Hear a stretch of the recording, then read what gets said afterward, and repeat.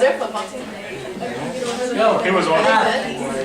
You're on the football team? Oh. You gotta be good. Yo, Right. Alright. We're going to talk about immigration and migration in 19th century America today. It's kind of a long story. They're better than I thought. Alright, we're going to talk about 6 different groups of people on the move. 3 domestically. What the heck? Someone like ate my one. Good one. Sorry about I have a cherry one if you'd like it. Good one, Philip.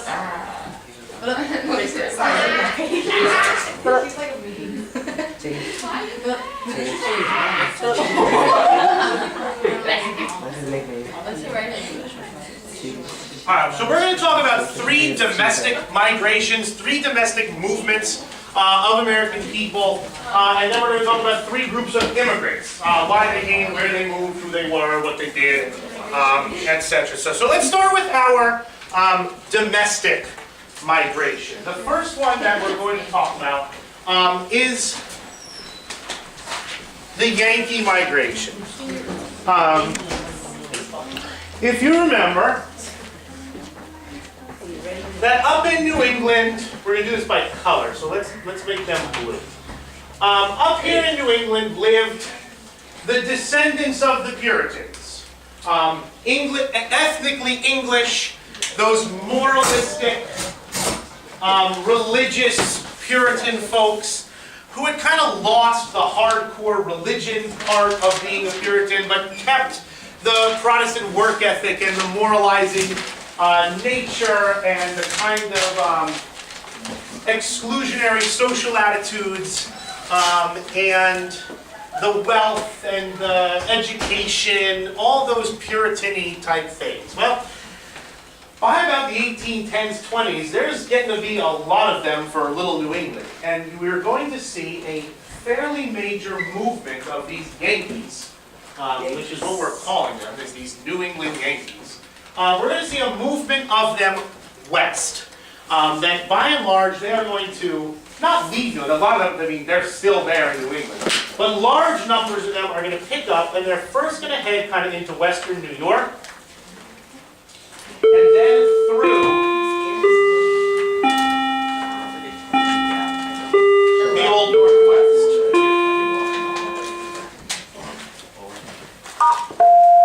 Christian Daniel Sanchez, can you please come to the main office? Christian Daniel Sanchez. We notice that there's a southern boundary of their migration. There are very few Yankees moving where? Below what? What's this geographic boundary? Below the Ohio River. That they don't move into the south.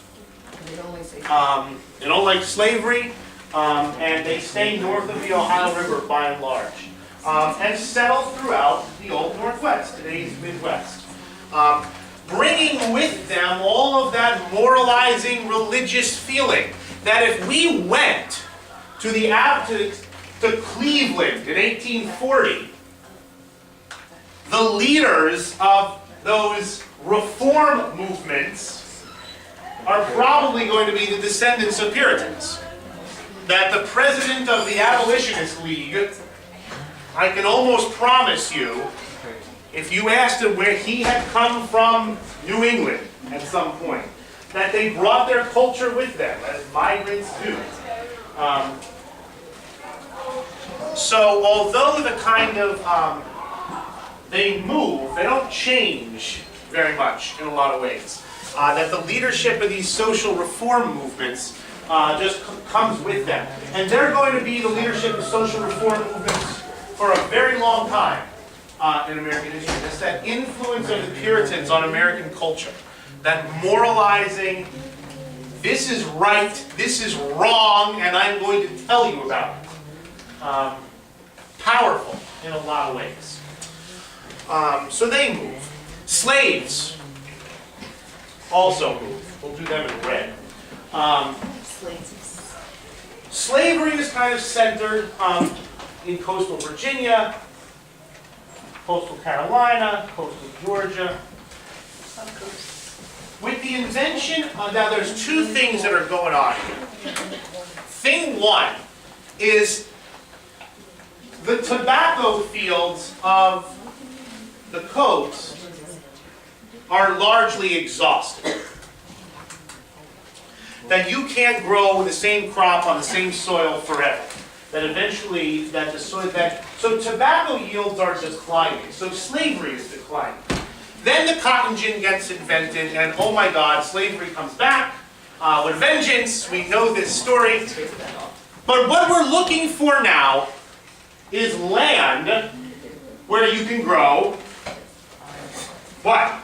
Cotton. And pretty much you can grow cotton in large parts of the South. You can't grow it in Virginia, interestingly enough. But pretty much you can grow it through Georgia, Alabama, Mississippi, Louisiana, East Texas, Missouri, and slavery moves where the cotton grows. Slaves are taken from their tobacco plantations in the east. They are moved west to these new cotton fields, especially along the Mississippi River, where the soil is fertile and there's no transportation costs. If you're on the Mississippi River, you just bale your cotton, put it on a barge down to New Orleans and out into the world market. Slavery, you saw the numbers in your reading, grows, cotton cultivation grows by leaps and bounds. Now, if we notice, geographically, slavery also, all you Sinton people, slavery does not ever really enter in large numbers where? Oh.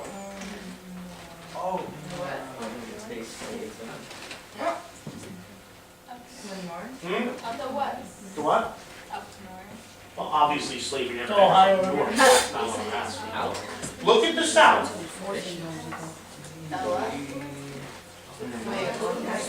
Where's there no slavery? In the middle. Right there. What's the Tennessee, that's Tennessee. Yeah, that's Tennessee. What? Part of the north. In the mountains. Oh, yeah. Oh, yeah, Michael. That slavery does not ever make its way in large numbers into the mountains. obviously. Who lives there? Redlands. The what? The Indians? No. She says that. She's right. Who are they ethnically? The Scotch Irish. That if we remember our Scotch Irish from Block 2, they moved to the back country of the colonies. They're the first pioneers in Kentucky and Tennessee, and they stay there. Yeah. Yeah. She said. She can't afford it. Slave guys, what percentage of white Southerners own slaves at the time of the Civil War? No, what percent? 1%. About 20% of white Southerners owned at least one slave, but only about 1% owned more than 5.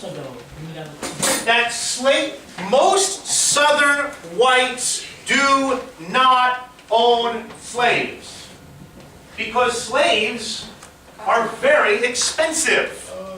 You gotta feed them. You have to feed them, clothe them, house them, care medically for them. Slaves are not cheap. Kids in a That's lot why of it was ways. better to like But they help out. produce more slaves for you than Well, to actually they're more go useful. out Well, and buy right, exactly. You had to You get one male slave or one female slave.